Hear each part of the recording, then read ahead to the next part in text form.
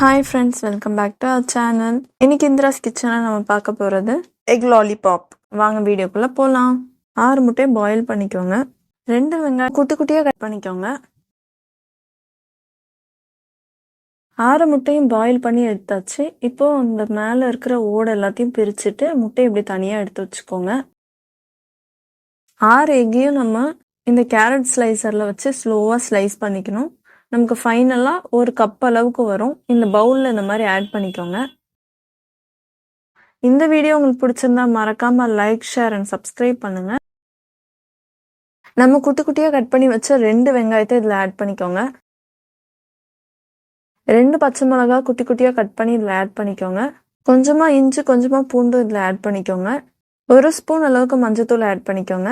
1/4 spoon தனியாத்தூள், 1/2 spoon அளவுக்கு காஷ்மீர் மிளகாத்தூள், கொஞ்சமா தேவையான அளவு உப்பு, 1 ஸ்கூப் அளவுக்கு மிளகாத்தூள்,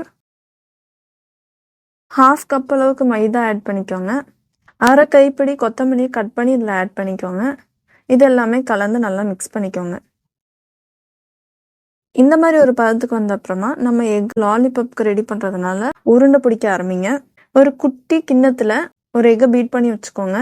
ஒரு பிளேட்டில் பிரெட் கிரம்ஸ் ரெடி பண்ணி வச்சுக்கோங்க. நம்ம உருண்டை பிடிக்கிற லாலிபாப்பை எக்கில் ரோல் பண்ணிட்டு பிரெட் கிரம்ஸில் ரோல் பண்ணி தனியாக எடுத்து வச்சுக்கோங்க. எல்லா எக்கையும் உருண்டை பிடிச்சி இதே மாதிரி பீட் பண்ண எக்கில் ரோல் பண்ணிட்டு பிரெட் கிரம்ஸில் ரோல் பண்ணி ஒரு பிளேட்டில் ப்ராப்பராக அடுக்கி வச்சுக்கோங்க. இந்த மாதிரி ரோல் பண்ணிங்கன்னா 15 to 20 ரோல்ஸ் உங்களுக்கு வரும். பேன் வச்சுட்டு தேவையான அளவுக்கு எண்ணெய் ஆட் பண்ணிக்கோங்க. 6 to 7 எக் லாலிபாப்பை இதில் ஆட் பண்ணிக்கோங்க. 2 பக்கம் ஃப்ரை ஆகணும். ரோல் பண்ணி விடுங்க. நல்லா ஃப்ரை ஆகிட்டு ப்ரௌன் கலராக வந்த அப்புறமா எடுத்துருங்க. பிளேட்டில் மாற்றிக்கோங்க. சாஸ் வச்சு சர்வ் பண்ணி பாருங்க.